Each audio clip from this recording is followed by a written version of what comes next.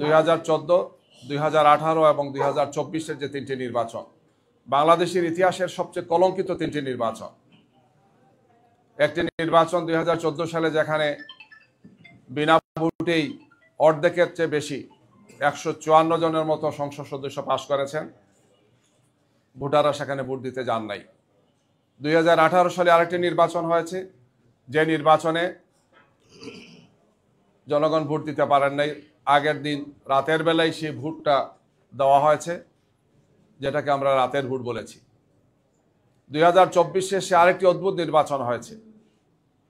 আওয়ামী লীগ এক পক্ষে, বিপরীত পক্ষে আওয়ামী লীগ ছিলেন, যেটাকে আমি আর ডামি নির্বাচন এদেশের মানুষ, সাংবাদিকরা বলেছেন এটা।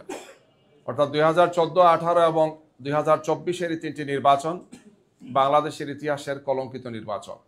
কেয়ারটেকার সরকার না থাকলে বা এই ধরনের একটি লেভেল প্লেইং ফিল্ড এবং নিরপেক্ষ সরকার ব্যবস্থা না থাকলে কি হতে পারে, 14, 18 এবং 24 আমাদের সামনে সেটা জাজ্বল্য উদাহরণ।